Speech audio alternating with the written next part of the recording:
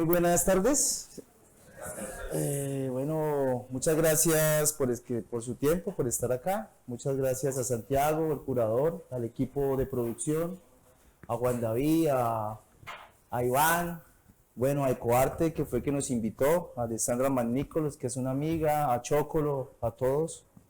Bueno, mi nombre es Edison Quiñones, soy artista plástico egresado de la Facultad de Artes de la Universidad del Cauca.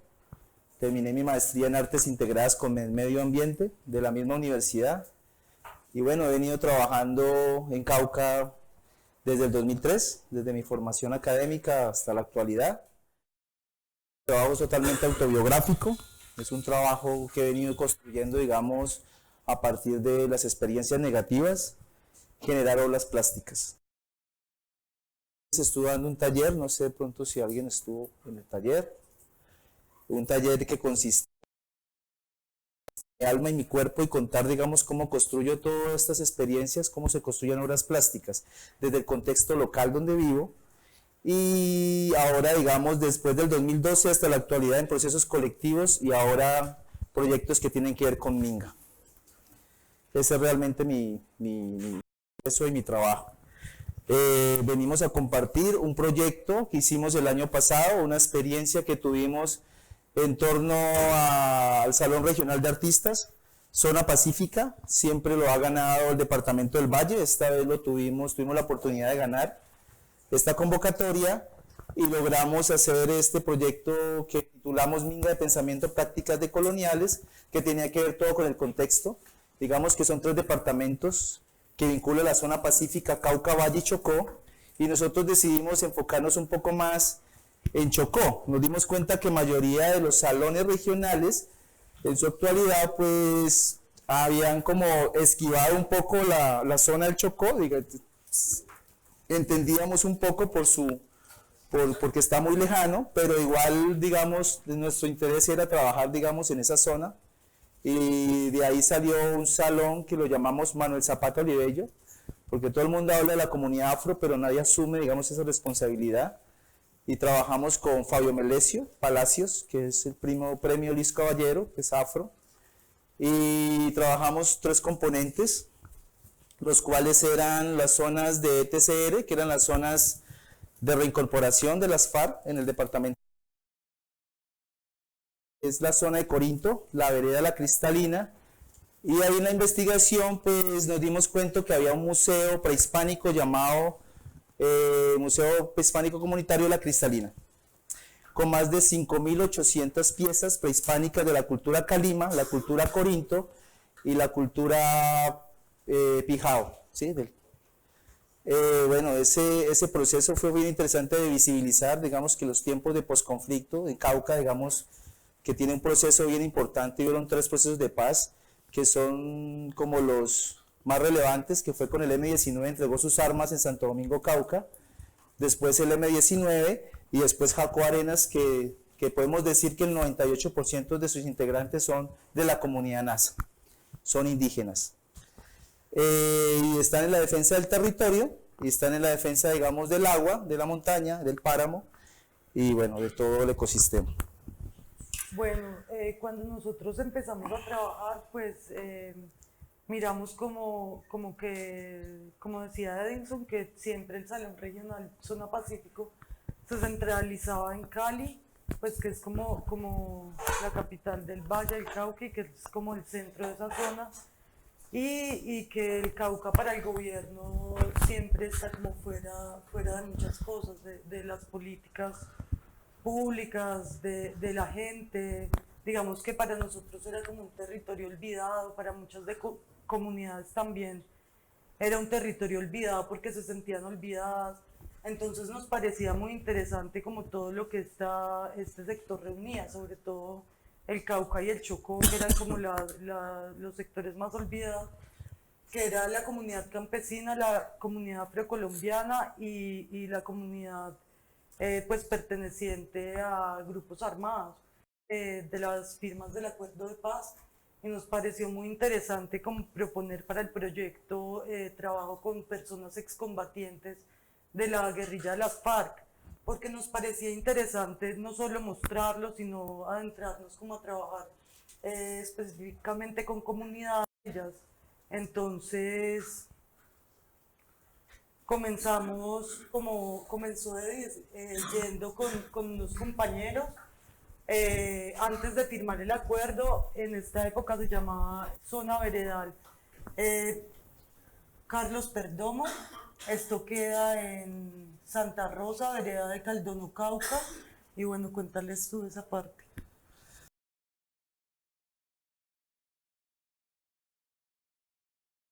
Bueno, lo que les hablaba, o sea, para nosotros fue bien interesante, digamos, porque tenemos una facultad, digamos, una universidad que está comprometido con la paz territorial. Yo decía, desde la misma facultad, decía, bueno, estamos comprometidos con la paz territorial, pero ¿dónde está, digamos, si se dice que el componente artístico es supremamente importante para estos procesos de paz? ¿A dónde está el arte contemporáneo? ¿Dónde están las manifestaciones y los artistas que deberían de estar apoyando? Digamos que el Cauca tiene la gran cantidad de zonas veredales, digamos, tiene prácticamente 4 zonas veredales, en los cuales, digamos, están en los 53 años. Estas son pinturas, esto es lo que nos pareció fue importante, digamos, en estos procesos de guerra. Ellos, digamos, no digamos, por los tiempos de guerra, pues la única posibilidad que tenían es defenderse de la vida también, pero también defender el territorio. Pero cuando se entregaron las armas, o cuando estaban en armas, se dedicaban a pintar. Entonces yo empecé a entender que este tipo de dibujos, este tipo de pinturas, eran sumamente importantes, que no se le podía envidiar a ningún artista contemporáneo con formación. Sí, yo no tenía ningún tipo de formación como artistas, pero tenía esa sensibilidad sumamente interesante como con el color, con la sombra, y eso eran vallas, digamos, de foam board de 3 metros por 3. Eran unas vallas gigantes que ellos mismos hacían, digamos, empíricamente. Bueno, y que además eran procesos que estaban muy comprometidos con sus intereses pues personales, con sus intereses colectivos y con la memoria histórica del grupo al que pertenecían.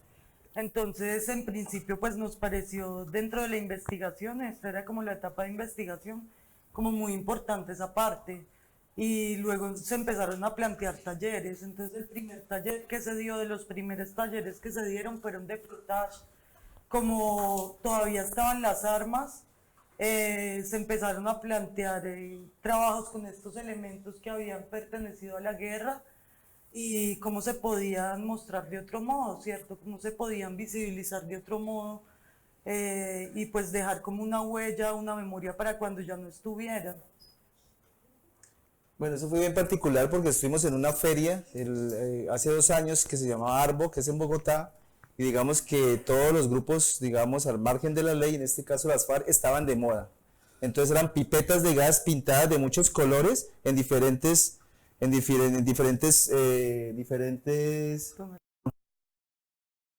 pipetas de color amarillo, hay pipetas doradas, plateadas y todo, digamos, con el tema de la guerra. O sea, la FARC estaba de moda en su momento. Entonces decía tan interesante, ¿no? Y había un punto donde era, digamos, el tema, digamos, de paz, donde repartían, digamos, las banderas de la paz, que son estas banderas blancas que daban. Entonces yo recolecté un resto de estas banderas, que son estas de acá, y empezamos a hacer este ejercicio de frotas, digamos que era, porque antemano sabía de que estas armas se iban a derretir y que pues la única memoria que quedaba era esto que estábamos haciendo, frotando, haciendo estas improntas de la primera violencia. Entonces, esto es el espacio, esto es Santa Rosa. Digamos que la zona veredal se dividió en 2, en Pueblo Nuevo y Santa Rosa. Este es Pueblo Nuevo. Y entonces podemos encontrar estas pinturas que eran unas pinturas como bien hechas en todo el sentido, digamos, pintóricas, de color, unos formatos gigantes, y digamos que se hacían colectivamente. Y donde ya empezaban a plasmar como su compromiso con la futura paz sin haberla firmado. Entonces, por ejemplo, esta pintura donde pintaban una guerrillera diciendo nuestra única arma será la palabra, o este mural, que esto lo realizaron con un colectivo de Popayán que se llama Arte y Paz.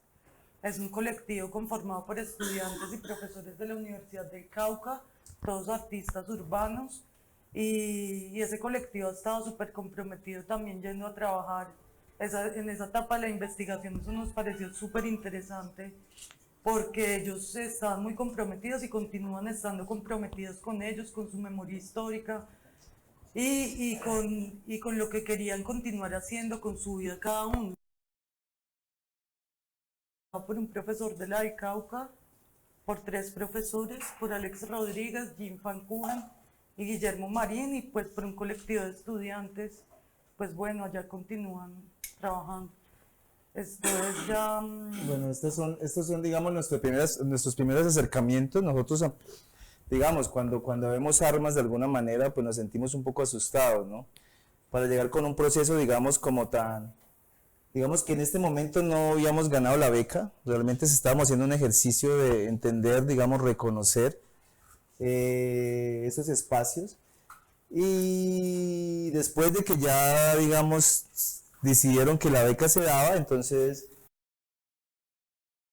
el material que teníamos era poder, digamos, ir a una zona veredal, hacíamos una entrevista, estas entrevistas o contábamos un poco el proyecto, el proceso, y estas entrevistas eran ellos mismos hablando sobre su proceso, como digamos que eran unas entrevistas muy bonitas porque nosotros les preguntábamos sobre qué querían hacer después de la dejación de armas, ¿cierto? Entonces ellos contaban, digamos, unas historias muy sentidas, muy honestas, de cómo fue antes y cómo fue el después, que algunos eran presos políticos, entonces digamos que el acuerdo de paz ayudó para que ellos pudieran salir, porque estaban condenados a 30, 40 años.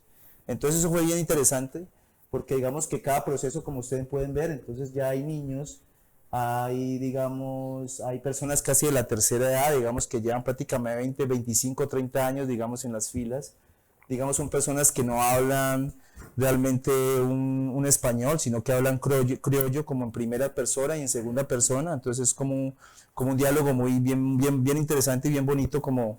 Y hay algunos que también hablan nasa. Entonces por esta parte hay comunidades indígenas que pasan también y pues es como un proceso pues muy fuerte porque todo este proceso viene desde la colonización, digamos que son indígenas a quienes les han robado las tierras 1.000.000 de veces y las recuperan y se las roban, y las recuperan y se las roban. Entonces están también como muy involucrados como en esta causa.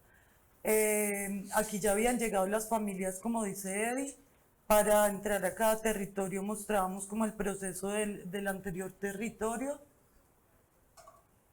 Y bueno, el segundo espacio al que fuimos fue a Monterredondo. Les explico un poquito.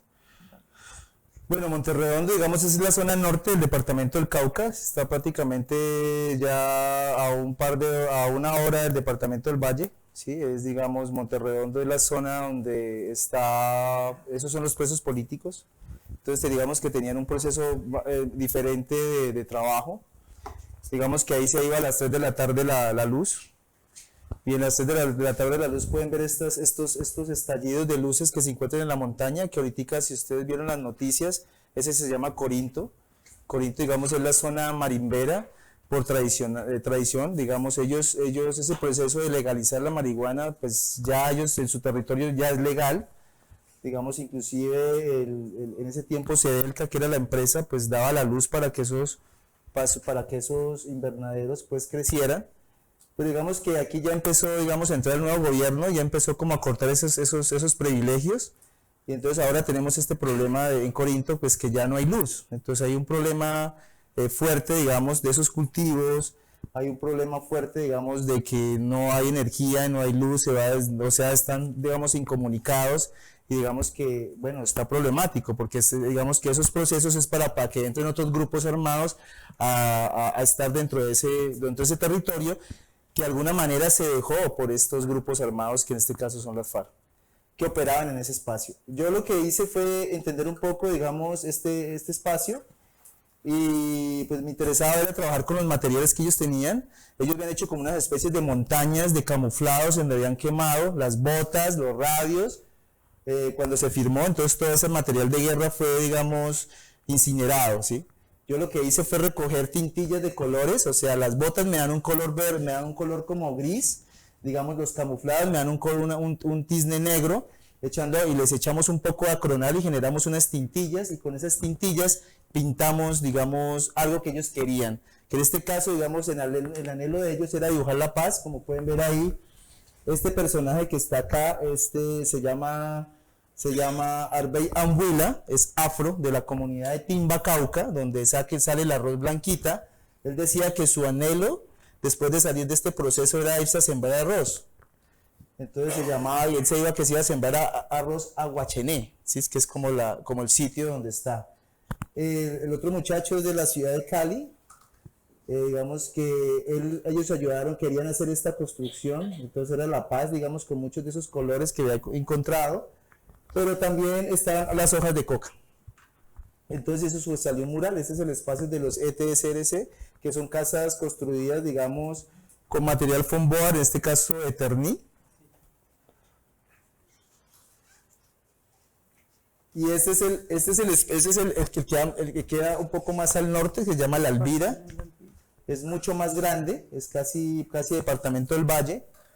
Estos son como los sitios, entonces son casas así, casonas, donde, digamos, este es un espacio. Entonces empezamos a identificar, digamos, que era viable la vivienda, porque entendimos que todos estos planes eran procesos, digamos, de Estado, y el Estado, digamos, tenía como estas casas y las ubicaciones, pero también las daban ellos, pero esta ubicación era bien triste, porque ellos invadieron como un terreno, que era Snorfin Cartón de Colombia, que estaba, digamos, explotado hace 40 años, entonces ahí no hay cómo producir comida, no hay cómo sembrar. Entonces digamos que la mayoría de estas personas se fueron yendo. Entonces, ¿por qué nos interesaba en esta investigación, digamos, recorrer esos territorios, entender el engranaje, digamos, de organización, pero también de Estado? Era, digamos, que, ¿por qué nos interesó después trabajar, digamos, con los ETSRs de Santa Rosa y Pueblo Nuevo? Y nos dimos cuenta que las comunidades indígenas eran más organizadas en el sentido territorial, la pertenencia por la tierra. Allá se siembra, se come lo que se siembra, digamos que tienen toda esta estructura que nos parecía bien interesante, que no se había perdido, que se mantenía. En cambio estos acá no tenían esa posibilidad, digamos que la tierra estaba muerta. Y además que en Santa Rosa y Caldono, pues por el hecho de ser comunidades indígenas, pues trabajan más en minga. Entonces es una minga no tanto por el interés personal, sino por el interés colectivo, que todos estemos bien, que todos vivamos bien, y muchos de ellos con el dinero que les daba el Estado por la dejación de armas, pues para que pudieran crear un proyecto de vida, lo que hicieron fue unirlo entre todos y hacerse unas tierras, no estos, sino los primeros que les mostramos, que era en Carlos Perdomo, y poderse hacer a parte de la tierra y comenzar a cultivarla. Entonces nos pareció que esta tierra es muy diferente, es una tierra negra que se puede cultivar, que se puede trabajar, donde es más fácil hacer la vida. Por ejemplo, acá se llenó ya de niños y de familias, pero en el otro lado se empezó a quedar solo, o sea, es desolado porque primero es muy lejos, segundo no se puede cultivar, o sea, es como inviable hacer una vida allá en realidad. Y tercero, pues no trabajan en mire la tierra es súper arenosa, es imposible poder sembrar algo para comer. Ella es Yubel Izquierdo, ella fue la primera artista que identificamos nosotros como Fariana, es de la zona del Caquetá. Ella, esta pintura la tenía hace mucho rato, yo la vi, digamos, en su cuarto, donde ellos decoraban, digamos, en estas casas de foam board, que decoraban, digamos, su espacio. Entonces tenía, digamos, su prenda de guerra que no quería, pues, perderla, porque, digamos, tenía una memoria, y tenía estos cuadros. Entonces ella nos pareció súper importante, nos dio una entrevista, preguntamos un poco sobre su cuadro, y entonces hablaba que en los tiempos de guerra ella podía, digamos, dibujar todo el tiempo, pero no pintar, eran dibujos, trazos muy rápidos, tenía como una bitácora, ellos son como muy consecuentes, digamos, con esa historia, y empezaban como a escribir, entonces unas bitácoras con dibujos súper bonitas, narrando una cantidad de cosas como emocionales, sensibles, digamos, de acontecimientos, tanto negativos y positivos. Entonces nos parecía que era importante, digamos, poderle hacer una entrevista a ella, y con esta entrevista poder, digamos, a otros espacios, a que ella le contara esas historias a otros integrantes, ¿sí? Y de alguna manera se pudieran, digamos, ser honestos y podernos contar, y poder contar, digamos, con eso. Entonces lo que hacíamos era estas cosas. Mostrábamos los procesos, mostrábamos los proyectos, pero eran ellos mismos, ¿sí? Hablando, digamos, de diferentes cosas. Ahí, este es un documental, un pequeño microdocumental que hicimos sobre Zeppelin, que ese es el museo que, de alguna manera, en esos recorridos descubrimos. Era un museo que está hace 40 años, que tiene más de 5.800 piezas de la cultura Calima, Corinto y Pijaos. Y este joven que está hablando, esta es la tumba de Zeppelin. En los recorridos que tratamos de hacer nosotros, fue, digamos, ir a esas zonas, ¿sí? Digamos que no nos interesaba, digamos, los artistas como tal, sino los procesos que manejaban los artistas, porque como era un proyecto decolonial, no era mostrar lo que todo el mundo muestra durante muchos años, sino algo diferente, ¿sí? Recorrer un territorio, poder entender otra forma que no era artesanía, porque, digamos, esa forma de marginalizar, de aborrecer esto de lo propio. De las prácticas artísticas propias, de las tecnologías ancestrales. Bueno, y lo de Diego se los ampliamos ahorita porque ese es un capítulo más que se va a ampliar ahorita, pero de él sí les podemos contar. Él es un ex guerrillero, esto hace parte de los primeros microdocumentales como del proceso de investigación.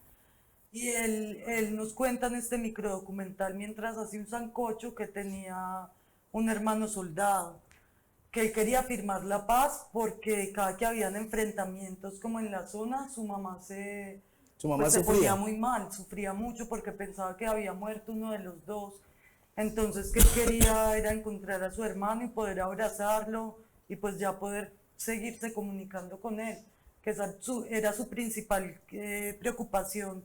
Y bueno, y cuando acabamos de filmar el microdocumental, él acaba de hacer el sancocho y como que sirve la sopa. Entonces son procesos que muestran como el otro lado, que están mostrando los medios de comunicación y también humanizan, que es importante humanizar, sea pues una persona del bando que sea, pues que también son humanos y que si uno empieza a ver qué es la alteridad y hablar de un concepto como alteridad, se da cuenta que es diferente pensar con hambre o sin hambre, que entonces yo pude haber nacido ladrona o prostituta, o pude haber nacido médica o muchas cosas, depende del contexto en el que haya nacido, pude ser campesina o pude haber sido paramilitar o guerrillera, no sé, depende del contexto, entonces es algo muy fuerte que empezamos a pensar.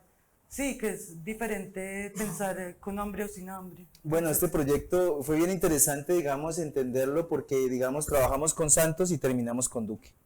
Entonces, digamos que en este proceso fue como muy, digamos, como que el ministerio decía, uy, hemos entrado a sitios donde nunca el arte ha podido entrar.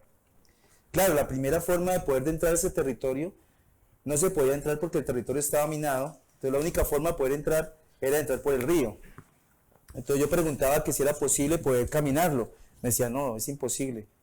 Entonces, pero el río está minado. No, el río no está minado. Entonces, ¿puedo hacer mi recorrido por el río? Entonces, digamos que hicimos todo este recorrido por el río y fue bien interesante porque ahí encontramos, digamos, cómo ellos han conservado muchísimas de esas cosas que si no hubieran estado ellos, había sido una multinacional, había entrado, había explotado ese río, había explotado esa montaña. Es bien interesante, y en este museo que construye este personaje que se llama Zeppelin, que nosotros rebautizamos porque colocamos de acuerdo a la comunidad, porque era una comunidad campesina, una comunidad indígena, una comunidad, digamos, excombatientes, pero el museo lo había hecho un excombatiente que le han dado de bajo en el 2013, que digamos que el campesino y el indígena arando la tierra había encontrado estas piezas prehispánicas, ¿sí? Y él las había recogido, él era muy atento, una persona muy inteligente, iba boceteando hacía unos dibujos, unos bocetos, y iba recopilando estas piezas, y la misma gente la iba llevando, hasta completar 5.800 piezas. Pero allí también habían piezas que la comunidad empezó a quitarle a los huaqueros, porque había muchos huaqueros llegando a la zona, y la comunidad no dejaba que se llevaran las piezas porque decían que hacían parte de su patrimonio, o sea que era pues de su territorio y que debía quedarse ahí, porque para ellos también es muy importante, pues porque es su historia y pues está plasmada como en los objetos que hay en su territorio. Bueno, entonces le dieron de baja a este comandante. El ejército fue y saqueó el museo, se llevó prácticamente 1.200 piezas. La comunidad campesina salió a defender ese museo y digamos que ahora hace parte de la comunidad campesina. Pero entonces digamos que en este proceso lo que nosotros entramos es a generar una paz dentro de ese contexto, dentro de ese territorio. Digamos que la iniciativa la ha tenido un excombatiente, sí, pero digamos que el museo se llamaba Museo Comunitario La Cristalina, porque era la vereda. Entonces, pero digamos que los excombatientes estaban un poco como molestos. Entonces decidimos como reunir a la comunidad y decirle, bueno, vamos a rebautizar este museo y le damos como quisieran que se llamara. No, que queremos que esté comunitario, no, que queremos que esté campesino, que queremos que esté La Cristalina. Bueno, entonces coloquemos el nombre, pues el que realmente lo inició, que es Jesús Plata Ríos, Arias Zeppelin. Entonces pongámosle Museo Comunitario Campesino Jesús Plata Ríos. Todo el mundo, hispánico La Cristalina, todo el mundo quedó contento. El título es gigante, pero de alguna manera a todos se les dio, digamos, se les dio el contentillo. Entonces eso era bien interesante cómo uno se trabaja con comunidad y cómo esos procesos que no son del ego, no del artista, sino que es un proceso en minga, es un proceso colectivo porque es un bien común. Entonces digamos que ahí es donde empezamos a operar nosotros, ¿sí? Digamos desde estas prácticas, esto ya estaba montado, esto ya lo había hecho una minga, ya lo había, digamos, consagrado, digamos, como estas son las piezas originales, o sea, piezas muy bellas, digamos que estaban, digamos, en la montaña. Entonces lo más interesante de estas piezas es que cuando uno hace el recorrido de estas piezas, ese se llama el salado. Entonces uno pregunta, ¿pero por qué el salado? Me dicen, no, es que lo que pasa es que nosotros tenemos unas minas de sal. Cuando yo dije las minas de sal, yo me imaginé Zipaquirá. No, cuando uno camina en la montaña, porque no había camino, tocaba que hacerlo con machete para poder, digamos, para poder pasar. Nos dimos cuenta de que habían tres, no era digamos el hueco como que uno se imagina de la mina de sal, sino que eran tres nacimientos de agua salada que nacían en la montaña. Y unos conos que están, ustedes ven por ahí, que eran unos cilindros cónicos. Esos cilindros cónicos digamos, se unían entre ellos y era de alguna manera para traer el agua de esos pequeños pocitos. Entonces por eso nos dimos cuenta en la investigación que la cultura Pijao, que es del Tolima, cómo llegaron esas piezas hasta el departamento del Cauca, enterradas dentro de sus bienes del indígena que moría.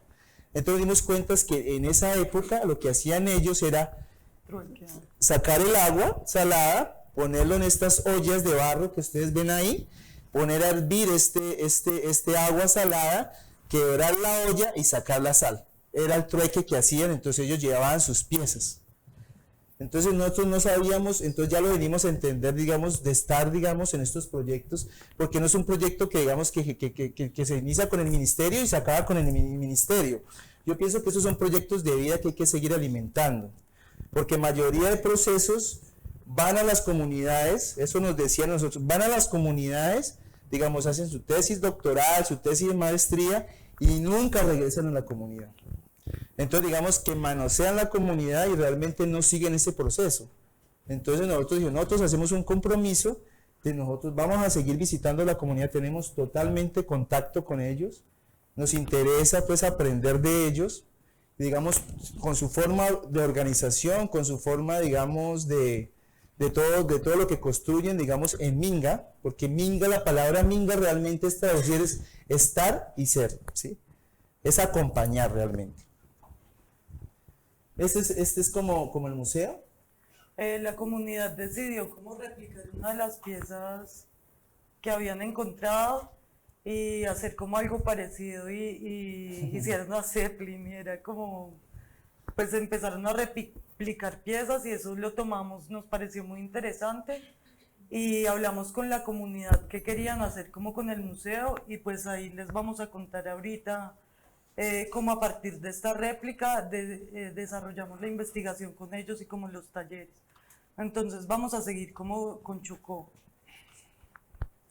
Entonces a Chocó fuimos como a finales de 2017, fue a finales de 2017. Sí, empezando la investigación. Terminando No, empezando la investigación a Chocó, y la única forma que se podía ir a Chocó era en avión. Entonces, toda la percepción que teníamos nosotros era aérea, de mirar el territorio verde con este gran río, que es el Atrato, que es el Quito, ¿sí? Que se alcanza a ver cuando uno va aterrizando. Pues para nosotros era muy triste ver, digamos, el territorio desde el aire, mirar la potencia que tenía ese territorio que parecía un brócoli cuando usted lo saca de la nevera. Eso era, digamos, era muy, muy rico en todos los sentidos. Y después lo logramos hacer cuando ya hubo la dejación de armas, logramos hacer por tierra, que nos pareció súper importante entender el territorio desde esa otra óptica. Como podemos ver, es un territorio que todo el mundo nos ha vendido, que es un territorio pobre, que es un territorio que no tiene, y realmente mire la cantidad de frutas, mire la cantidad de cosas que da el territorio. O sea, no es un territorio pobre. Nos lo han hecho entender de que es un territorio pobre, no es un territorio rico. Es un territorio, bueno, rico, pero pues que sí está súper abandonado por el Estado, porque allí hay como una explotación muy grande de oro. Allí se encuentran asentadas más de 50 dragas brasileras, como lo más cercano a Chocó es como por la sección de Río Quito, pero hay en otras localidades que también hay muchas dragas explotando el territorio. Entonces nos contaba como una persona que estuvo ahí con nosotros, que las regalías que paga una draga, digamos, por explotar 6 meses, una draga tiene el tamaño como 2 de ancho este lugar y como si tuviera segundo piso cada draga, y utilizan una cantidad como inconmensurable de mercurio. Entonces, cuando estábamos aquí en el puerto, si ven que se alcanza a ver como el río de 2 colores, se alcanza a ver. Aquí El es donde del se fondo divide, es el del mercurio, que está revocado, y lo que otro es es la el que... vertiente del Atrato, es el que viene del río Quito. Y este es el Atrato que hacia arriba va hacia Tutunendo, que es como una región de agua cristalina. Entonces, claro, por este lado están como parte de los Huaunan y de los indígenas en Veracatío, y por este lado pues ya está como parte afro, algunos indígenas, pero pues de aquí pues han salido muchos desplazados, y parte de ellos, una parte de los Huaunan de Chocó, están en un territorio que estuvimos trabajando en el Cauca, que ahora les vamos a contar, en Quitequihue. Entonces es como se va conectando todo el territorio. Es la única comunidad que he entendido que hay una paz entre la comunidad afro y la comunidad indígena. En el departamento del Cauca no hay esa posibilidad. No sé por qué, pero no la hay. Siempre hay como unas disputas, ¿sí? Porque digamos que o sea, el Cauca, yo creo que el 30%, digamos, hacia el sur es comunidad afro. Tenemos Valle del Patía, tenemos al norte, pues tenemos, inclusive en el departamento del Valle, tenemos las fiestas del Petronio, ¿no? En Santander de Quilichao. Y Santander de Quilichao, bueno, donde ha pasado mayoría de cosas. Bueno, como en el centro, casi en cada esquina hay compraventas repletas de oro, como que es absurdo ver que esto que nos venden en noticias, que supuestamente es tan pobre, pues se explote tanto oro y no les devuelva como un poco el Estado, o el Estado no haya políticas, y no haga políticas para su gente, para los mineros artesanales, o que cuando las hace las políticas sean tan injustas. Y ahí es donde uno empieza a entender que le tenemos que agradecer al afro, porque el afro fue que realmente sacó el oro del río. Y eso es un oro muy bonito, es el oro prehispánico, el oro más amarillo, el oro del Chocó es el oro amarillo que usted encuentra en el Museo del Oro. Este es el oro, digamos, colombiano. Se identifica, digamos, por ese color, sí, realmente, es un dorado. Digamos que este es el embarque del puerto, lo que le digo de la comida. O sea, son cerros de plátano, o sea, ahí no hay monocultivos cuando hablamos, porque a veces pienso que el arte también es un monocultivo cultural. Aquí no, aquí hay una pluriversidad cultural. Pero si hay algo y ahí es muy rica. Pero si hay algo muy triste y que nos dimos cuenta, y es que la mayoría de sus alimentos la importan de otros lugares. O sea, la minería hace que se pierdan ese tipo de economías como es la agricultura y toda esta comida la traen como de Antioquia, creo que de al frente como de Necoclí, no sé por dónde se conectan por esa zona, pero fue más o menos lo que les entendí, que lo traen de esa zona como de Antioquia. Esta fue la socialización en Quibdó, fue en la Casa de la Cultura. Allí trabajamos con una señora que nos encontramos, que es cantadora tradicional, que fue la que nos guió en principio, que se llama el Bongo de Ojayá. Encontramos estos pelados que nos parecieron como increíbles, que se llaman Black Boys Chocó. El director de esto es un muchacho que ha sacado alrededor de 300 niños de las bandas criminales. Recién nosotros nos vinimos de Chocó, ellos estaban filmando una película y al muchacho le dispararon las bandas criminales como en una pausa de la película, según ellos, o bueno, según lo que salió en noticias, que porque pensaron que estaban haciendo atraco en la vida real cuando estaba como todo un set de rodaje. Y hasta donde supimos de él, iba a perder como una pierna siendo bailarín y pues siendo profesor y haciendo como todo este proyecto de vida como con estos niños. Entonces nos pareció como súper triste eso. Digamos que eso nos dio a nosotros, digamos, digamos que parte de este proceso, digamos, es un proceso que se ha construido hace, creo, 10, 11 años de entender un territorio, de comprenderlo, saber sus necesidades, y nos dio pie para poder hacer el Salón Afrodescendiente Manuel Zapata Libello, porque digamos que a partir de este proyecto y proyectos, digamos, anteriores, digamos, nació el Salón de Arte Indígena Manuel Quintilame, que es homenaje a este líder del departamento del Cauca que murió en el Tolima, ¿sí? Este indígena que peleó, digamos, con este terrateniente de presidente que tenía el departamento del Cauca, que era Guillermo León Valencia, que es el nieto de Paloma Valencia, la senadora. El abuelo, perdón, sí, el abuelo. El abuelo, y pues que de alguna manera tenía como una idea un poco zafada de dividir el departamento del Cauca entre la comunidad afro y la comunidad indígena. Y bueno, y la oligarquía pues que es Popayán. Bueno, y allá cuando entramos a la Universidad Tecnológica Diego Luis Córdoba del Chocó, nos dimos cuenta que había un profesor que se llamaba Aníbal Moreno, que es artista también.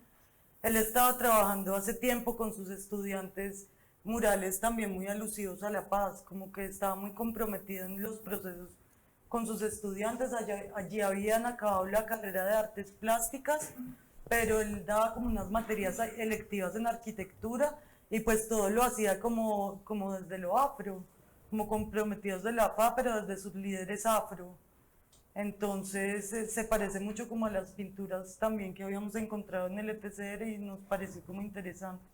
O sea, también estábamos como en la investigación. Sí, es un proceso de investigación porque como les digo, Chocó, ningún salón regional involucró a Chocó. Digamos, de muchos de los procesos que hemos mirado, que investigamos, no había, digamos, unos resultados. Había como unas cabezas visibles, como que alguien iba y hacía como una emisora y se regresaba. Sí, por eso que cuando nosotros tratamos de involucrar a Chocó, algunas personas se reían de ese proceso porque no nos creían. Claro, nos dimos cuenta de que Chocó pues está vetado por corrupción. Sí, digamos que es supremamente corrupto, lo manejan mucho las políticas, lo manejan mucho los gobernantes, digamos, como de turno. Entonces, digamos que es un proceso bien difícil. Pero bueno, la logramos, tienen un auditorio muy bonito, que es un auditorio, digamos, que se llama Arnoldo Palacios. Arnoldo Palacios es un poeta también, un escritor bien importante, digamos, de esa zona. Y digamos que le hicieron un auditorio bien importante, ahí hicimos el primer salón de arte afro. Pero antes de llegar a ese arte afro, nos encontramos un museo.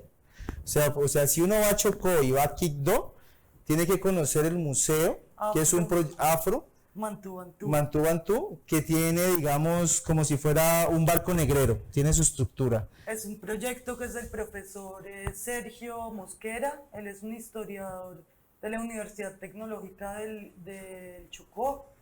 Él ha invertido como todos sus recursos de vida en este proyecto.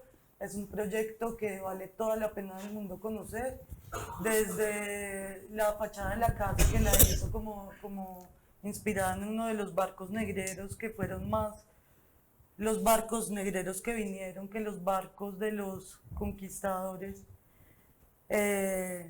Nos pareció muy interesante porque todo lo trabaja pues desde el panafricanismo, es una persona muy apasionada con lo que trabaja. La parte que nos pareció más interesante es esta, porque él habla él traza regiones en el África y de estas regiones que traza le pone como por familias y por apellidos afro.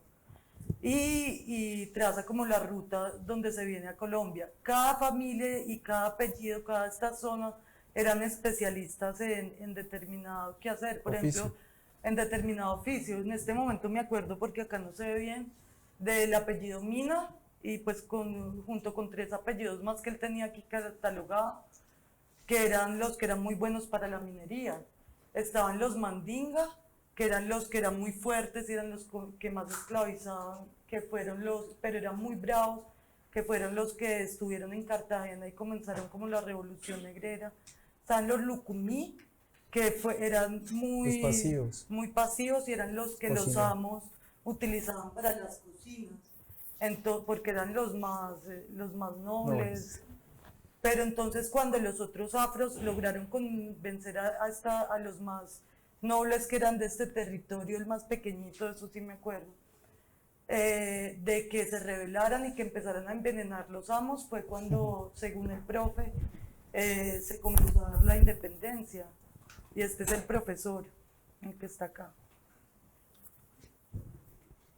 Acá está ya más claro. Entonces encontramos los Mandinga, los Tembo, los Tui, los Bambara, los Kanga, los Wangui, los Mina, los Fandi, los Norgo, los Agumú, los Lucumí, los Arará, los Chalá, los Popó, los Carabalí, los Tembo, los Viví, los Cuco. Pero algo que decía que los mandingos eran los reproductores, ¿sí? Eran como como el macho, digamos, que lo utilizaban para reproducir sus esclavos. Los sementales, exactamente.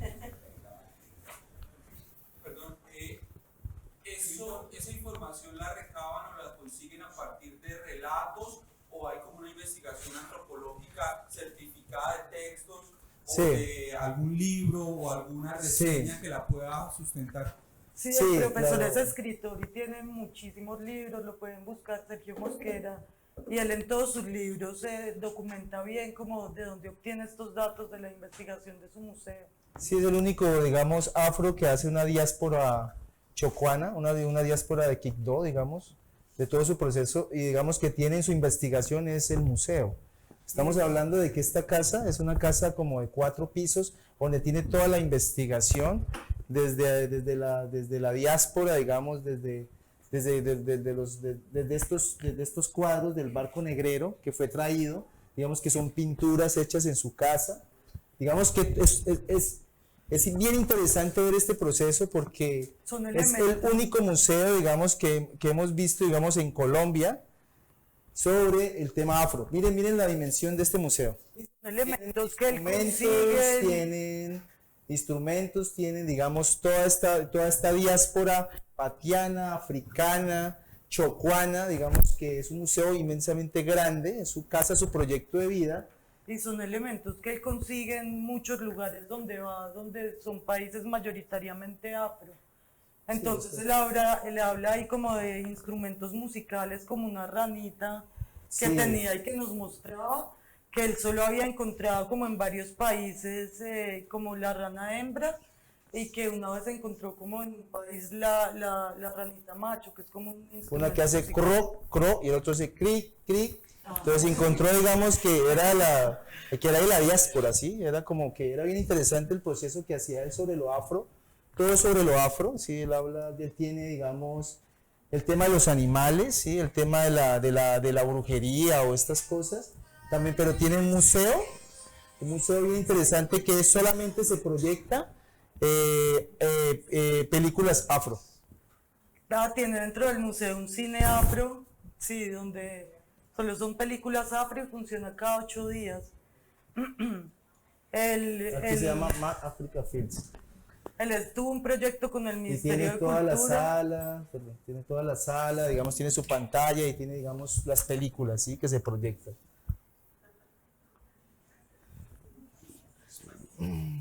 Bueno, nosotros, digamos que este proyecto, como es un proceso, estamos contando la experiencia que hemos tenido, digamos, para haber llegado a todos estos hallazgos.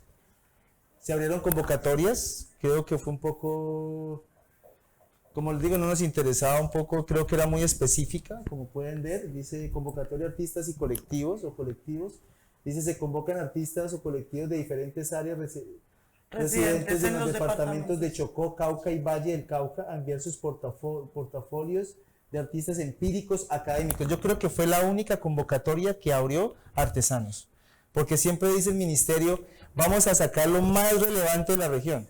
Nosotros no nos interesaba lo más relevante de la región, nos interesaba era el artista local, el artista indígena que fue de alguna manera cobijado, el artista afro que no era involucrado, el artista empírico que de alguna manera nos interesaba, digamos, como su proceso artesanal, digamos que eso nos interesaba, hablar como de las luchas y también lo cerramos hablando sobre el contexto sociopolítico de una región que ha sido invisibilizada, abandonada por el Estado. De ahí estamos ya hablando de alguna manera de un proceso político crítico hacia dónde estábamos apuntando con este tipo de dinámicas y sensibilidades. Era como para que la gente se quejara realmente de lo que estaba pasando en su territorio. Entonces, y contexto local. Eso nos parecía bien interesante porque nos arrojó, digamos, muchísima gente que no tenía un portafolio, pero de alguna manera ellos hacían el esfuerzo de enviar sus fotografías, de enviar sus cosas. Nosotros íbamos, como algo que no le contamos en Chocó no tienen un portafolio, no saben qué es un portafolio. Entonces empezamos a hacer una pedagogía de construir ese portafolio con ellos. Entonces, igual la palabra portafolio era para nosotros nos chocaba, porque portafolio es un portafolio de ventas, ¿cierto? Pero cuando hablamos de las sensibilidades, entonces empezamos a cambiarle nombres a las cosas. Digamos que abrimos, digamos, proyectos como sensibles, proyectos de hacedores creadores, como que ya no le decíamos curaduría, sino en mingada, ¿sí? Como que ese tipo de cosas que nos iba dando el mismo territorio, esas mismas palabras de ellos, lo que hacíamos era sacarlo, digamos eso que estaba, digamos, por debajo, subirlo con los artistas, ¿sí? Era como darles otro nivel a esos artistas y que de alguna manera ellos pudieran surgir, pudieran hablar y pudieran hacer y estar. Nosotros tenemos una página, si quieren ver, ahí están como todos los procesos y todas las cosas del Salón del Pacífico. Mostrarlo otro, lo de las mingas. ¿Ya terminamos la presentación? No, faltan las mingas. Ya. Entonces tenemos una página, tenemos este canal de YouTube donde hemos colgado casi sin editar, solo es que es como un poco en crudo sobre el proceso de los microdocumentales de las personas que entrevistamos, de esa forma sensible, de esa forma humana, de esa forma bonita. Y logramos. Fue bien bonito el proyecto porque nosotros creo que fuimos muy ambiciosos en todos los sentidos. Creo que hicimos rendir muchísimo el dinero porque realmente nos parecía que pues era un dinero que entra al Ministerio de Hacienda. Sabemos que son los impuestos de nuestros padres, de estrato 1, 2 y 3, que son los que pagan. Entonces queríamos devolverle eso realmente a la sociedad y a esa comunidad que había sido abandonada, maltratada, marginalizada, que eran, digamos, los grupos indígenas o los grupos, digamos, campesinos o los grupos, digamos, territoriales de estos tres departamentos, de esos tres, digamos, de esos tres espacios que trabajamos, que fue Corinto, que fue Caldono y que fue Santa Rosa y que fue La Elvira. Entonces, bueno, ya acababa como el año de investigación y de haber lanzado como las convocatorias, nos parecía importante también sacar un proceso de convocatoria porque pues los artistas de la región esperan como cada 4 años este proyecto, pues porque es importante, muy importante como para los artistas, sí, de la región como ser visibilizados, entonces pues tampoco queríamos como excluir esa parte. Y bueno, eso se los mostramos ahora como el proceso de los artistas, pero les queremos mostrar como lo que terminamos haciendo con el territorio que fueron las mingas. Entonces la primera minga que realizamos fue la de creadores y hacedores de Caldono. Para esta minga llegamos al ETCR, Carlos Perdomo, y hablamos con una de las comandantes que se llama Matilde Chocue. Ella es tejedora, ella es hija de un NASA y una MISAC. Habla 3 idiomas, habla español, Nasayuwe y Namrik. Era una mujer además feminista, una persona supremamente brillante. Hablamos con ella, incluimos al cura del pueblo, aunque es un proceso decolonial y pues se supone que no debe ser así. Nos pareció muy importante como incluir al cura porque este cura es quien hace el proceso del mediador en el pueblo, pues por ser como un pueblo cuna del conflicto armado, es como súper importante todo lo que ha hecho él. Es un cura que tiene como el pensamiento de la liberación. Entonces él fue como parte del equipo con el que formamos esto, como el hombre de la emisora, Edgar, nosotros, otros compañeros también excombatientes, y nos sentamos a hablar. Habían ahí otras personas del pueblo y nos sentamos a hablar pues a partir de lo que nos interesaba a nosotros y lo que les interesaba a ellos, lo que nosotros podíamos brindarles, que se podía hacer. Entonces ellos empezaron a contarnos de las fiestas de San Lorenzo que realizan allá, donde participa toda la gente del pueblo y es muy visitada. Y nosotros, bueno, ¿qué hacen ustedes desde el hacer? Entonces, pues como mayoritariamente son comunidades indígenas, como decía Eddie, más del 98%, pues saben tejer, es una ancestral, es una tecnología ancestral, y ellos realizan chumbes, que son como estos cintas largas que ven aquí. Ellos tienen un proceso de escritura que se llama ágrafa, no sé pronunciarlo bien, pero es escritura tejida. Entonces es muy interesante porque ellos plasman como en estos chumbes pues mucha parte de su vida, de su territorio, de su memoria, y lo mismo en las mochilas. Las mochilas se las regalan como las mujeres a sus hombres, como antes de vivir juntos, y el hombre es como el encargado de tejer la casa, de hacer la casa. Bueno, es como la argolla de matrimonio, ¿sí? Como ustedes pueden ver, la jigra o la mochila es un útero. Si ustedes voltean esta mochila, igual está hablando de territorio, pero también está hablando del útero. Esto lo teje la mujer y se la da al hombre. O sea, le está dando el útero y el hombre construye la casa. Entonces ese concepto nos parecía súper bonito, que se estaba perdiendo, que se estaba olvidando. Entonces nos inventamos una convocatoria que tenía que ver, digamos, con la recuperación, con una técnica ancestral que se llama la jigra pucho molde. Jigra pucho molde es esta técnica. Ahí era, digamos que Caldono fue un municipio de fique, ¿sí? Era fiquero. Digamos que por la tradición se estaba perdiendo y no se estaba haciendo, digamos que no se estaba tejiendo esta jigra. Entonces estaban comprando la jigra, la fibra, que es la que es industrial, la lana industrial, para tejer, digamos, sus cosas, sus anacos, ¿sí? Y nos interesaba, digamos, esto, y abrimos una convocatoria que era el chumbe más largo y la jigra más grande. Entonces las condiciones era que el chumbe debía medir como mínimo 10 centímetros, y la fibra, la condición era que como era una técnica perdida que solo sabían como 3 abuelas, era la única condición, que debía ser en fibra pucho y que era lo más grande que se pudiera hacer. Entonces participó muchísima gente, o sea, participaron más de 100 personas en el proceso y en la exposición. La recepción se hizo en la Casa Cural. Las fotos que están viendo como hacen parte de la exposición. y hicieron parte de las fiestas de San Lorenzo. Esa exposición la visitaron más de 400, 500 personas. Muchas chivas Muchísima de gente. muchos municipios, porque la fiesta de San Lorenzo, digamos, es una fiesta muy importante para la comunidad. Es un santo que fue asado.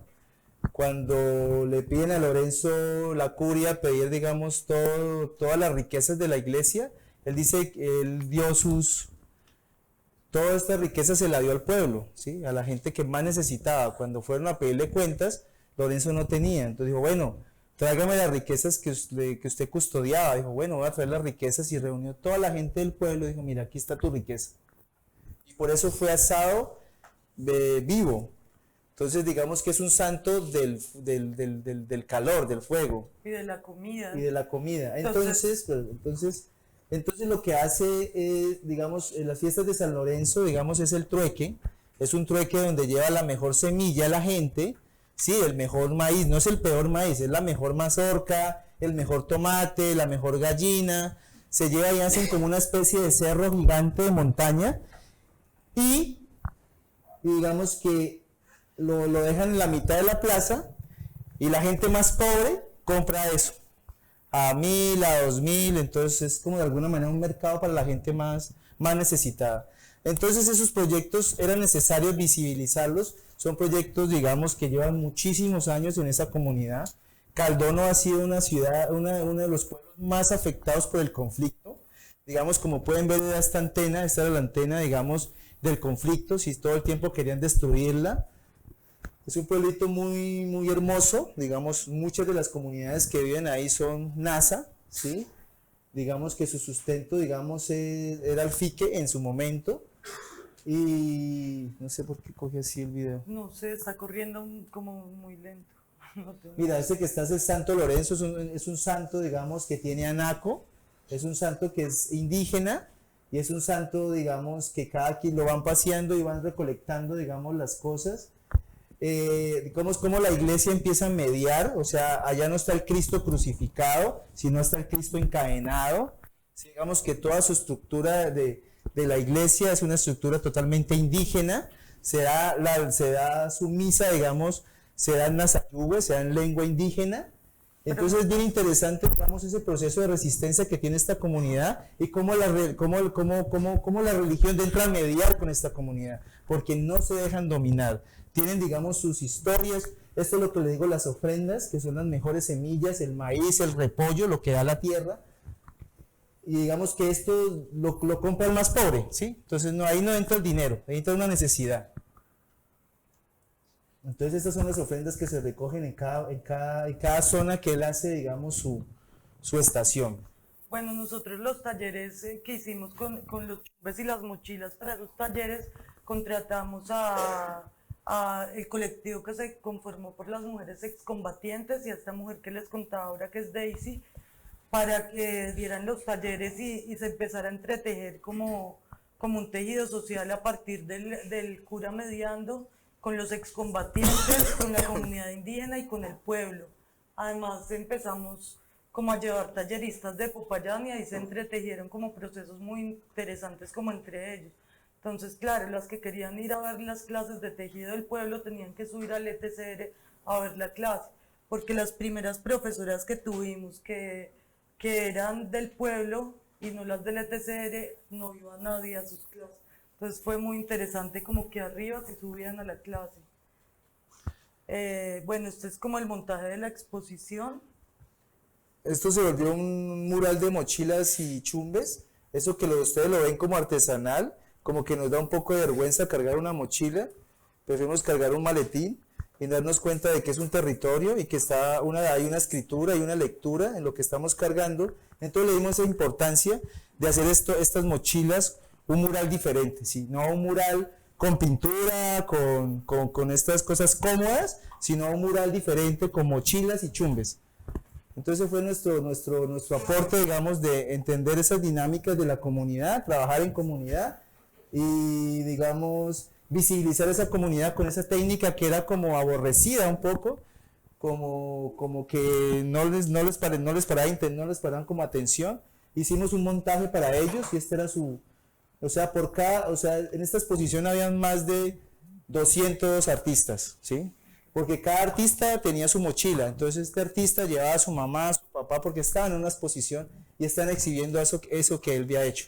Entonces era bien interesante ver personas de la tercera edad, ver niños, ver personas descalzas, ¿sí? Recorriendo, digamos, este pequeño... Y esto fue en la iglesia del pueblo.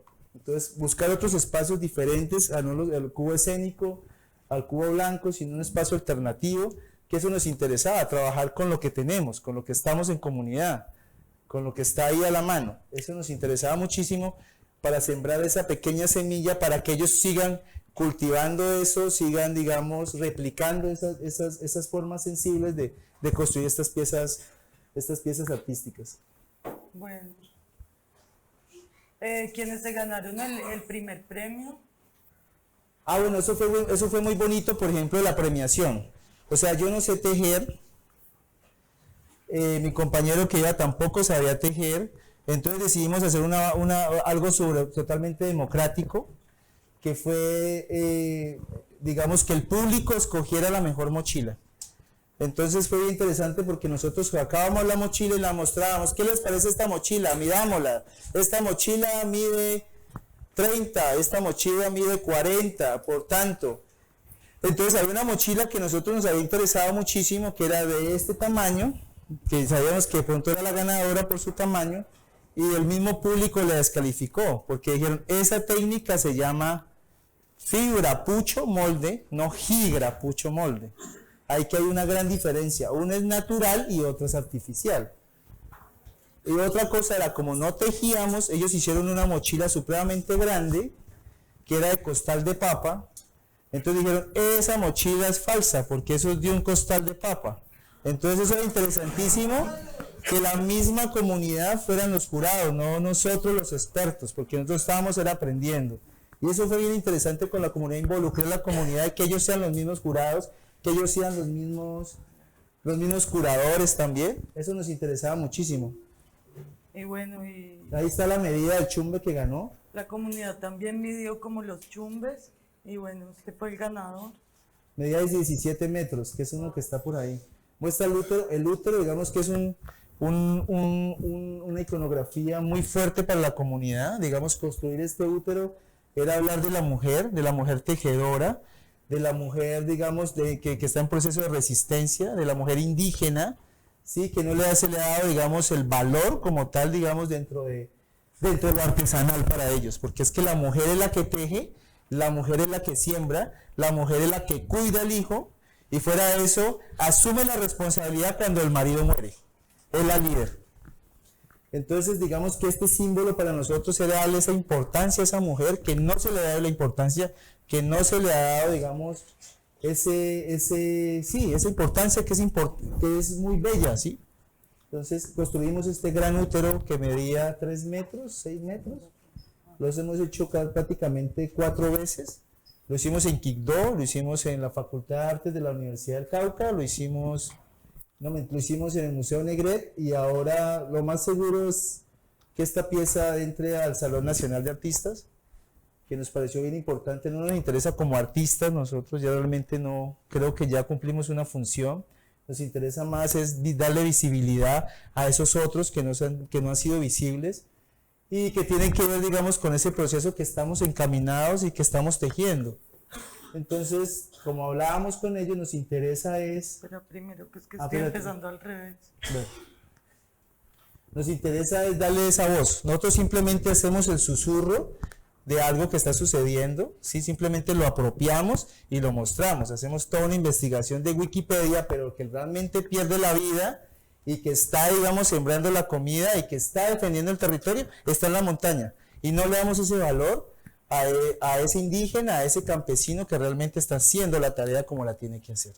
Bueno, la segunda minga que realizamos fue la minga del Museo Prehispánico e Indígena Campesino La Cristalina Jesús Antonio Plata Ríos, allá hablando con la comunidad, con Diego Morales, que, bueno, para contarles como una parte, él es uno de los que sale en esta documental Nos Están Matando, para que más o menos se hagan a la idea como... ¿Sí conocen ese documental? Creo que fue muy famoso, donde hablaron mucho sobre los falsos positivos. Prácticamente fue el documental que abrió el panorama de todo lo que está pasando en la actualidad, digamos, colombiana, rural y campesina, indígena de muchos de los departamentos. Es un documental que se llama Nos están matando. Es un documental donde suben un ataúd de un líder de la comunidad campesina sobre una montaña, y esa montaña es la Cristalina. Sí, eso es donde estamos nosotros hablando, donde nosotros estamos operando y donde estamos trabajando. Y pues además donde está como toda la siembra de marihuana y coca, como les contaba ahorita Edinson, y pues que siempre ha estado como en conflicto por el Estado, pues este territorio. Bueno, allá hablando con la comunidad, preguntándoles específicamente en el museo qué les interesaba y en qué podíamos aportar, ellos empezaron como diciendo pues que les interesaba mucho volver a este lugar más visitado, que les interesaba mucho mostrar su comunidad no solo como zona de conflicto, sino que también la gente fuera y conociera su historia prehispánica, sus yacimientos de sal, que pues que estuvieran con la gente. Entonces nosotros planeamos pues también llevar el recorrido de las personas del regional hacia allá, pero antes de hacer el recorrido eran los talleres. Hicimos estos talleres de moldes y reproducciones donde ellos primero aprendían a modelar su pieza en arcilla roja. Ahí pueden ver como muchas micro reproducciones de la gritona, que era como la pieza más emblemática que ellos tenían. Y estos eran los nacimientos de sal. En la gritona, en estos talleres de cerámica, digamos que participaron niños. Para estos talleres contratamos como 2 ceramistas de la Universidad del Cauca.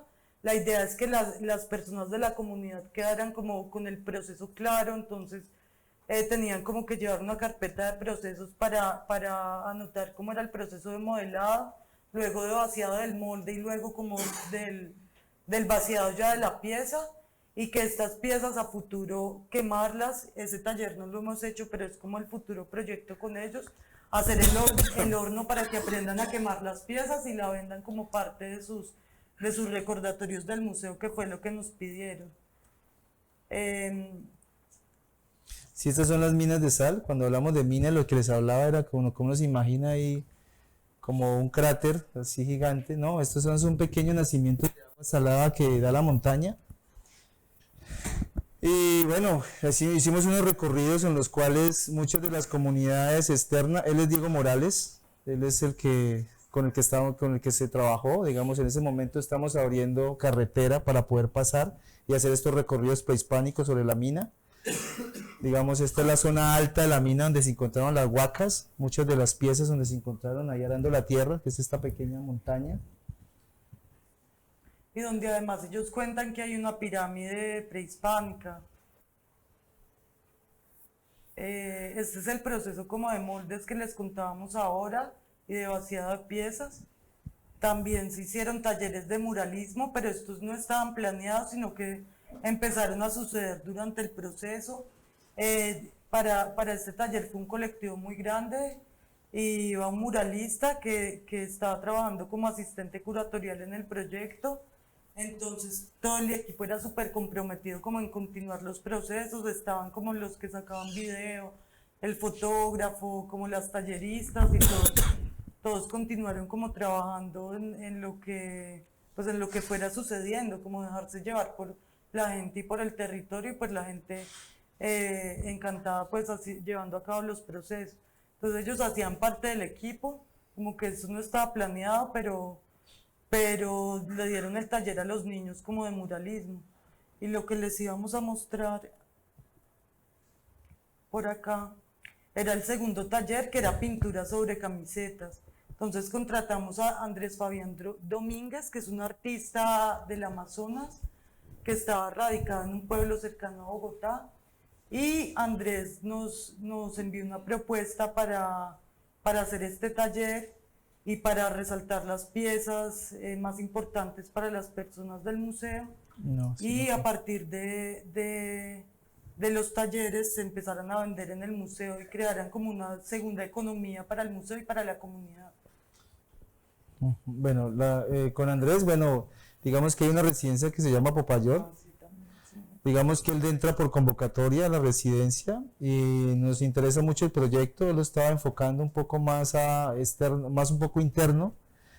Yo le decía que sería importante que planteara su proyecto Camisetas con el Territorio, que por qué no las hacía con el museo. Nosotros prácticamente lo que hacemos es reformar o reeducar al artista, ¿sí? Porque el artista, digamos, viene con una concepción diferente de creación, ¿sí?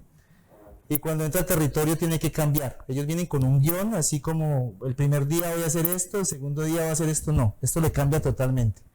Inclusive lo que él tiene pensado cuando está en el territorio, pues hay cosas más importantes para crear, entonces el artista abandona ese proyecto y continúa uno nuevo y diferente. Eso es lo que nos interesa dentro de este proceso, como reeducar un poco al artista hacia dónde se debe ir y hacia dónde se debe crear, hacia dónde se debe hacer este tipo de sensibilización y hacia qué comunidad uno pone su formación como artista o su formación con cualquier otro tipo de formación. Uno va a servirle a esa comunidad.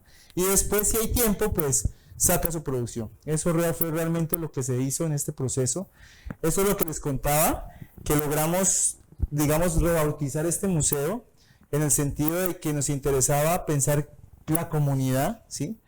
Entonces colocamos, como está ahí, hicimos unos murales. El que está allá es el comandante, el que se inventó el museo, el que creó este museo, y decidimos hacer este rostro que nos pasó a alguien, que son estas dos hijas de él, y esta firma, como él firmaba según, digamos, como él firmaba como autoridad.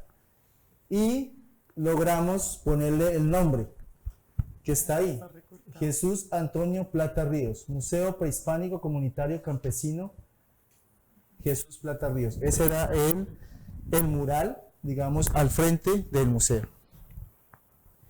Bueno, lo más interesante de esta comunidad fue que al principio, cuando yo entré a este territorio, era un territorio que se llamaba La Cristalina porque tenía unas aguas totalmente cristalinas, bellísimas, donde tú mirabas los peces.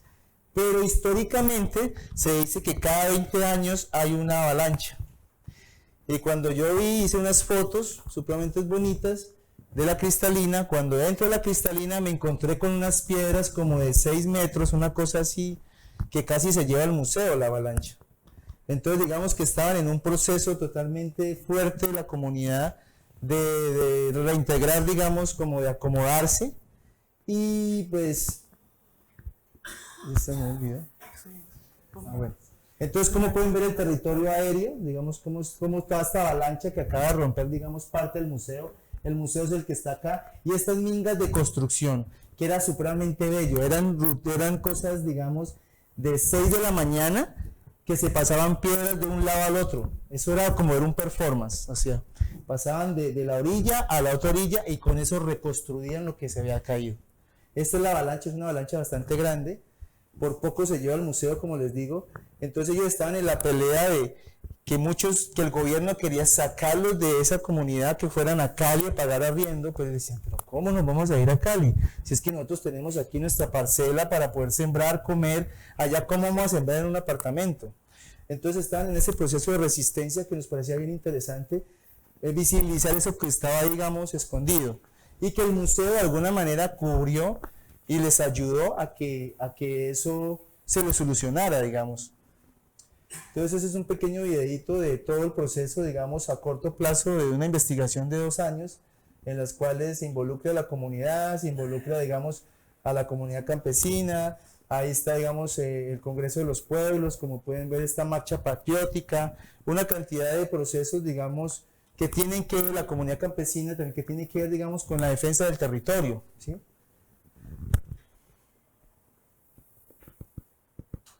Digamos que cada quien tiene su guardia, digamos como la comunidad afro tiene su guardia cimarrona, digamos la comunidad indígena tiene su guardia indígena, pero también está la guardia campesina. Sí, allá es un abandono estatal, o sea, no hay estado, digamos allá, digamos son ellos, ¿sí? Ellos son los que organizan, digamos, su estado, ¿sí? Bueno, pasó la amiga. ¿Sí? Pasó la amiga. Muralismo, Bueno, ahora más tarde queremos que Juan David Pazzi nos acompañe un poco sobre el proceso de muralismo y de Minga.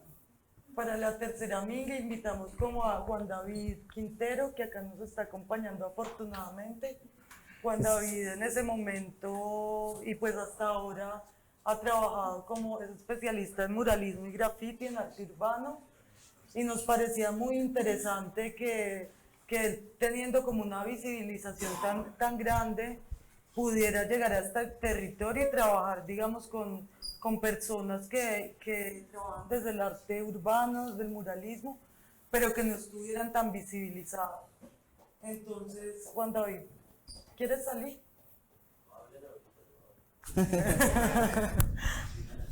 Entonces, para este proceso, habiendo hablado con los ETCR Y Santiago también. de las FARC, sí, Santiago también. También Santiago, bueno, eso es una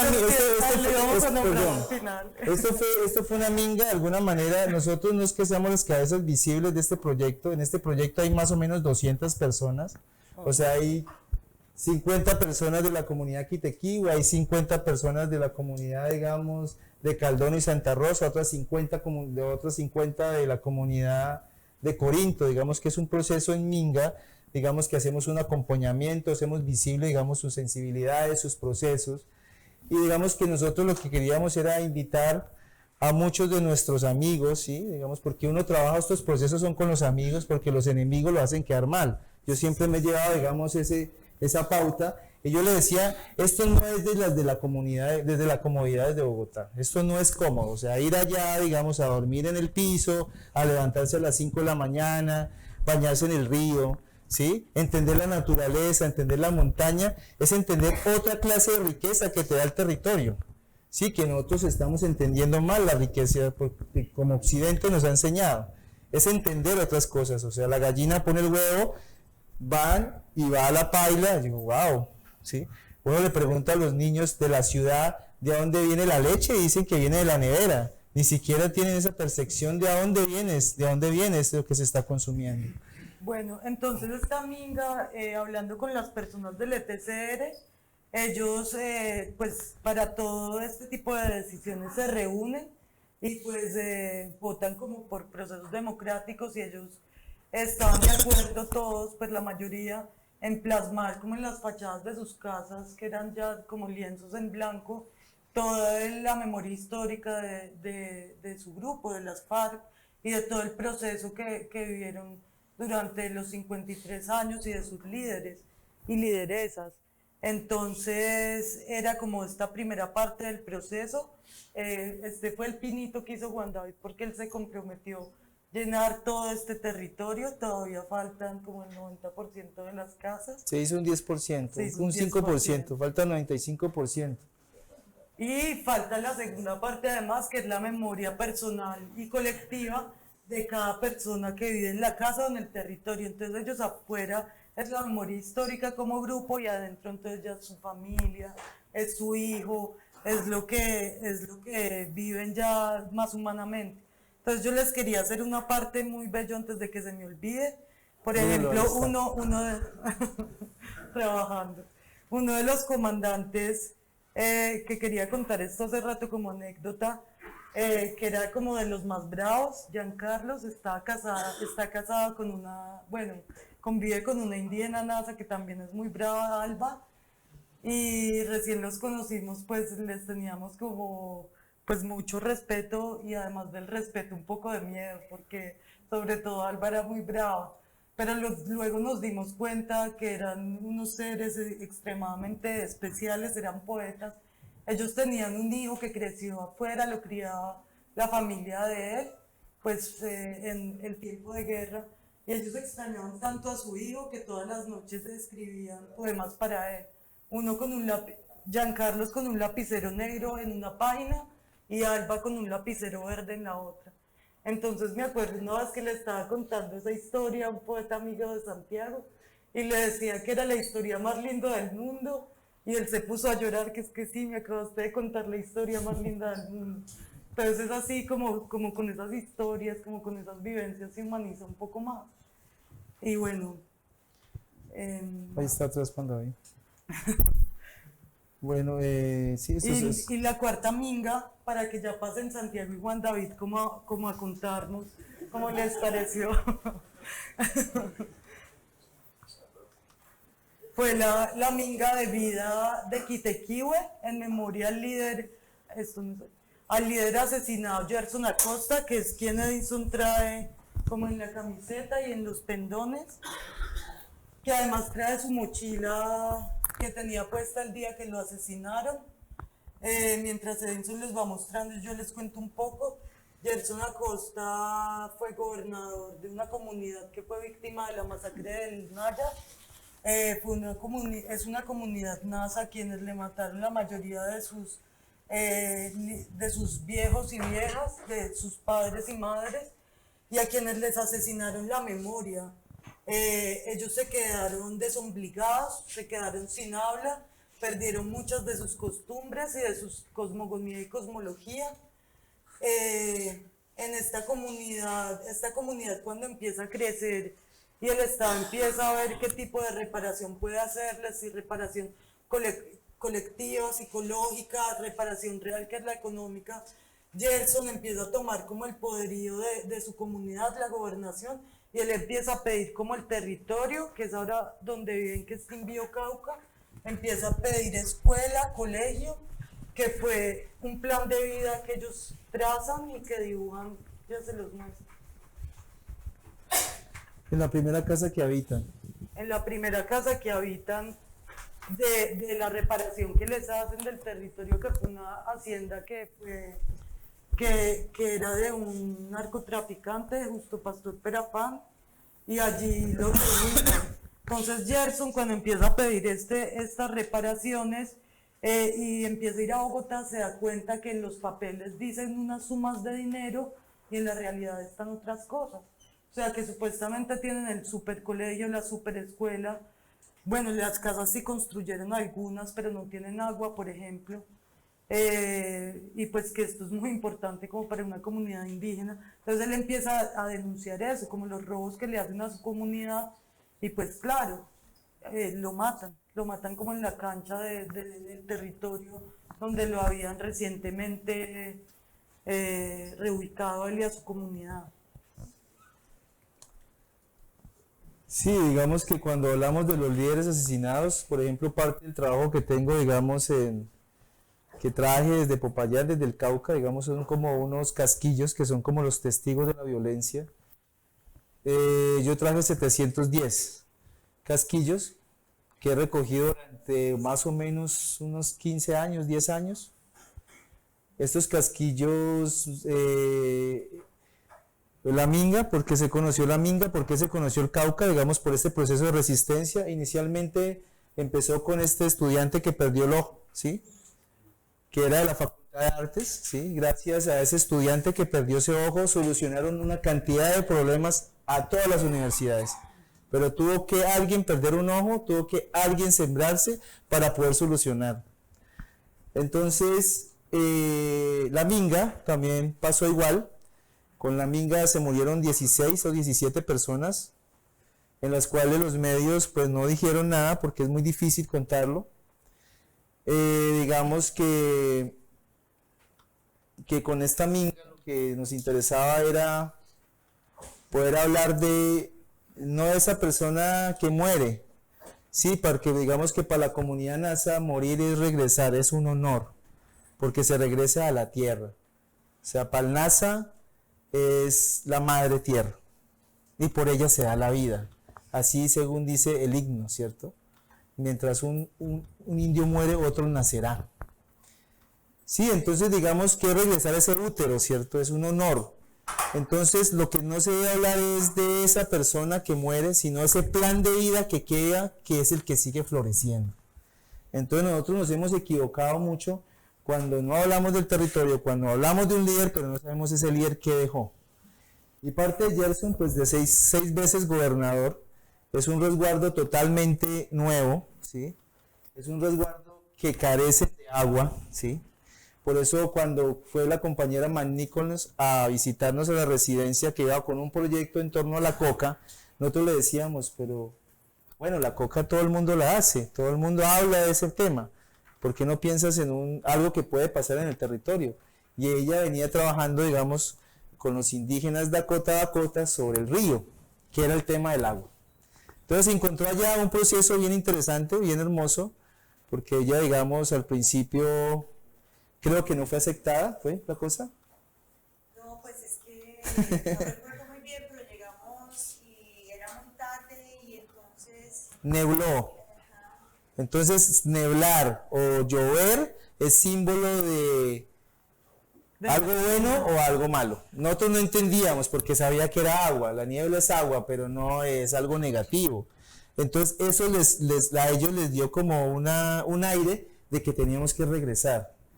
Y cuando regresamos, dijo, pues quédese. Yo le dije a Alexandra que uno tenía que trabajar para ellos, realmente, que ese es como el primer punto. Yo vengo a ayudarles a ustedes. ¿Qué necesitan ustedes? Y ya por último decir, ¿será que sí puedo hacer algo para mí? Entonces ahí es donde realmente se conecta uno con el territorio, porque el que va al territorio vuelve. No sé qué dice la compañera. Porque digamos que ha sido como cercano. La experiencia de Quitequihue ha sido maravillosa. La experiencia de Quitequihue fue una experiencia maravillosa. Realmente sí la tengo en relación hoy en día con la coca, porque vienen de la masacre del Naya, son los hijos de la masacre del Naya, pero yo creo que hoy en día mi compromiso con Quitequihue es fuerte. Yo mantengo una relación permanente con la vida de Gerson Acosta, con María Eugenia, con sus hijos, porque yo estuve quedándome en la casa cuando llegaron las amenazas de muerte para los otros líderes, para la lideresa Licinia, para su nieta. Entonces, desafortunadamente este año no he podido volver, pero la experiencia fue muy importante de estar con Quitequihue. Hemos hablado de exhibiciones, hemos hablado de muchas cosas y espero pues este año poder retornar al resguardo, ¿no? Y como mencioné, en Pereira también estaré presentando este trabajo con la exhibición La Línea de Polvo, y fue muy importante haber podido que Edinson y Estefan me hubieran llevado allá, porque realmente así concluyo mi trabajo con la experiencia de la masacre del Naya, que no se ha terminado todavía, ¿no? Y Gerson ya lleva 2 años de muerto, ¿no? Se acaba de conmemorar su segundo aniversario y realmente fue muy doloroso pasar esos días un poco con los hijos, sobre todo con el hijo con el cual él estaba caminando por la cancha y fue asesinado por la espalda, y entonces estuvimos viviendo como esos pasos. Entonces muy agradecida por esa experiencia, era muy importante el trabajo con la comunidad, y pues todos mis trabajos se han ido concatenando, ¿no? En YouTube, río, el agua, y además que Quitequihue tiene el problema que no tiene agua, ¿no? Ya. Bueno, invitamos ya a pasar a Juan David y a Santiago. Juan David, para que nos cierre con... Sí, qué pena. Tengo unas preguntas sobre el proceso anterior con los pueblos afrodescendientes, para que nos expliquen un poco y también contextualicen, para que quede en el registro. ¿El concepto de diáspora que ustedes utilizan es el mismo o está tomado desde el concepto de diáspora de los judíos?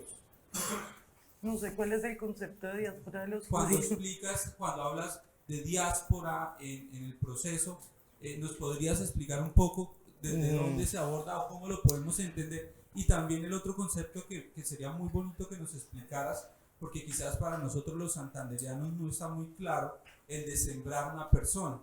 Ya, Serían ok. dos conceptos que sería algo muy chévere que nos contaran. Bueno, yo te voy a hablar sobre sembrar. Digamos que yo lo fui aprendiendo, digamos, a raíz del tiempo, de estar con las comunidades, de trabajar, de estar en las mingas, de acompañar, de ayudar. Digamos que en el Valle Pubenense, ¿sí?, que es nuestro departamento del Cauca, digamos, hay muchas comunidades. Yo creo que es el departamento que más comunidades tiene. Entre ellos hay, digamos, ciertas comunidades que están, digamos, cuidando, protegiendo la naturaleza. Entre ellos, digamos que la comunidad Nasa es la tierra, es la madre tierra. Los Yanacunas es el nacimiento del agua, es el páramo, ¿sí? Que en este caso es el macizo colombiano, donde está la fábrica del agua, donde nace el río Cauca y el río Magdalena.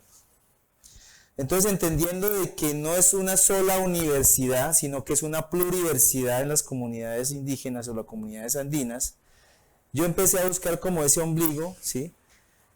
Y ese ombligo me daba de que era Nasa, ¿sí? Y mi idioma era Nasayuhue, y que yo era, digamos, hijo de la tierra. Entonces se dice que cuando para un Nasa, dar la vida, pues es regresar, digamos, a ese útero que es la madre. La madre nos da de comer, la madre nos da la vida, pero también regresamos a ella. Entonces se dice que cuando un líder muere, se siembra. Se siembra es porque regresamos a nuestra madre, al seno de nuestra madre. Entonces ese concepto, digamos, de sembrar no es de enterrar, porque de enterrar es más católico y es más religioso. Este es más espiritual. Entonces es el concepto, digamos, de sembrar. Un indígena se siembra, porque él sigue floreciendo con el proyecto de vida que deja en la comunidad. Ese es realmente como... Es que es el ciclo de vida por etapas como que trazan como sobre todo el que vive en la comunidad Nasa, es como que hasta cierta edad aprenden una cosa, por ejemplo, luego cuando son niños aprenden a cultivar su propia huerta, luego tienen tareas como más grandes, como aprender como un poco mejor su idioma, cultivar mejor, y así, luego como las tareas, y cuando se va acabando el ciclo de vida, que es lo que dice Eddie, que es cuando mueren, es cuando se siembra otra vez a la tierra y vuelve y nace.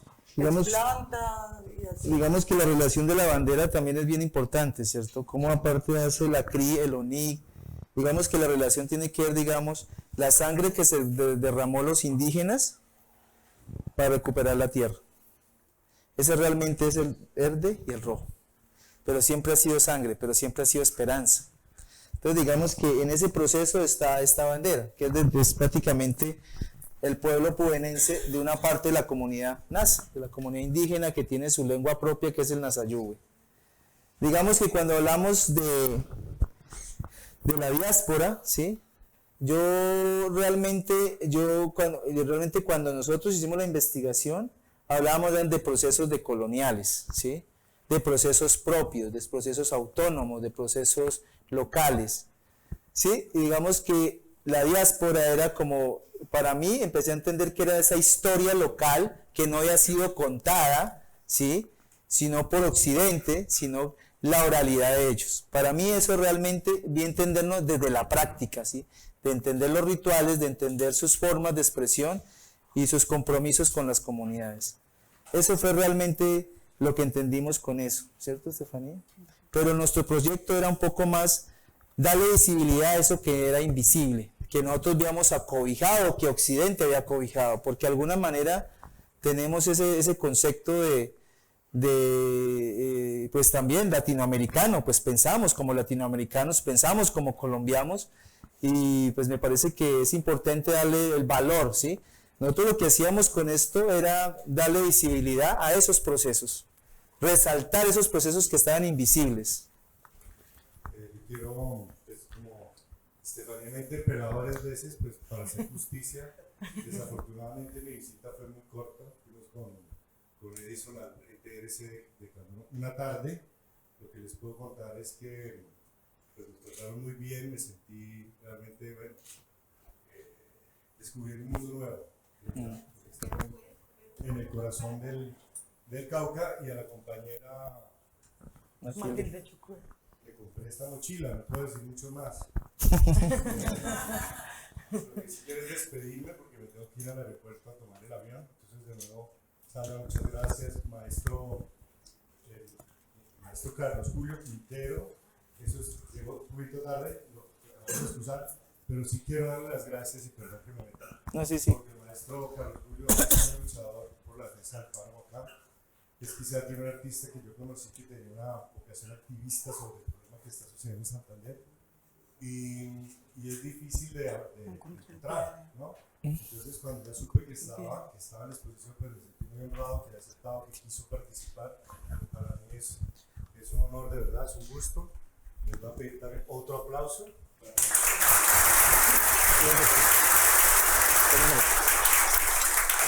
Y yo también espero que Manuel Quintero pues, se digne. ¿Se digne? acompañarnos. Como que De se una, llama. esto ya se acabó.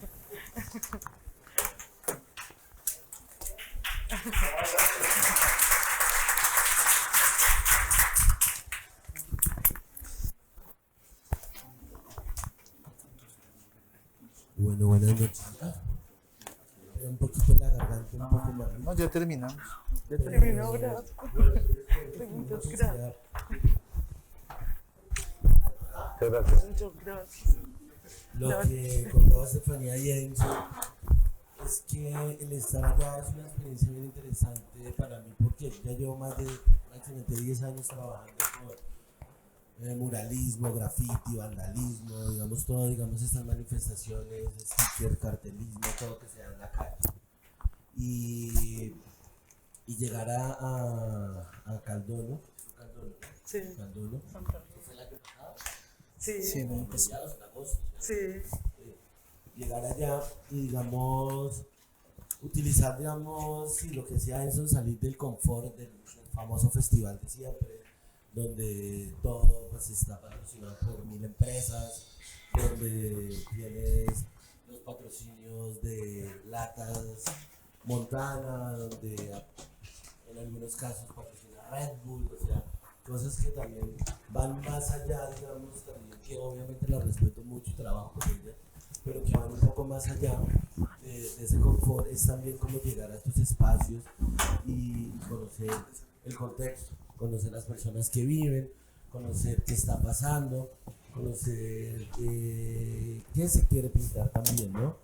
El por qué también, digamos, de llegar, digamos, a estas personas y, digamos, ejemplos como muy sencillos era que ellos no pintaban con aerosoles, sino de una vez directamente con vinilos. Eso era ya, digamos, también una forma de trabajar y de conectarse un poco también con el mismo medio ambiente, ¿no? La lata es supremamente tóxica y digamos, tener, digamos, eso pues ya es mucho, vivir allá, convivir con los artistas de la zona, también era un poco como interesante lo que en un momento antes de viajar me planteaba Edinson y era bueno, o sea, ¿quién va a venir? Entonces también era como sacar a estas grandes estrellas del graffiti de ir con ellos, sino que en este momento también era con trabajar de artistas de la comunidad de Caldono, de Corinto, del mismo Popayán también, pues, que han estado, digamos, habitando allá y estudiando allá en la universidad. Entonces yo creo que eso abre el espectro de una forma muy positiva, porque de verdad es acercarse un poco más a lo que, no sé, creo que fue esta tarde o ayer hablaba con él también, qué es lo que está pasando en los contextos rurales, digamos, en torno al muralismo. En este caso hablamos de muralismo. Entonces yo creo que claro, todavía falta bastante por estar allá, toca pintar bastantes casas, todavía toca como seguir ese proceso y es más o menos eso. Yo creo que a grandes rasgos era también como también poder compartir muchísimas historias con los mismos habitantes NASA que estaban en el espacio. Entonces yo creo que básicamente era eso, Estefanía, era como tener esa gran experiencia de que no ha muerto, ¿no? Todavía sigue más, todavía hay más compromisos, todavía hay que llegar allá, hay que seguir pintando y hay que también mostrarle, digamos, como a la geografía colombiana qué es lo que está pasando, ¿no? Yo creo que es una forma de resistencia que hay que seguir, digamos, montando y contando. Pasamos a ver. Bueno, parece que no reconoce el computador. Bueno, nosotros les agradecemos mucho a Ecoemprender, a Henry Buitrago y a Fidel por hacer posible estos proyectos, a Santiago Rueda por su exposición de Hidroituango a Santurbán. Bueno, trabajas a Ecoemprender por traernos a dar esta charla. Creemos en estos procesos, creemos que el arte puede hacer cambios sociales, creemos que el arte puede visibilizar muchas cosas, creemos que el arte puede aliviar gente, aliviarlo a uno, luego aliviar comunidades. Creemos que el arte puede reparar el tejido social que está roto por diversas formas y por diversos actores. Y bueno, pues la apuesta es a seguir construyendo, la apuesta es como a unir más personas, la apuesta es a que se sigan tejiendo procesos similares, a que se hagan rutas. Y bueno, muchas gracias por asistir a todos ustedes, por escuchar y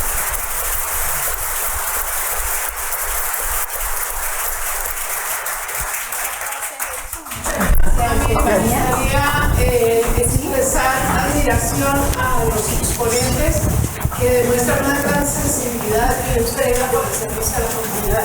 Yo creo que es muy emocionante oírlos como se entregan a esa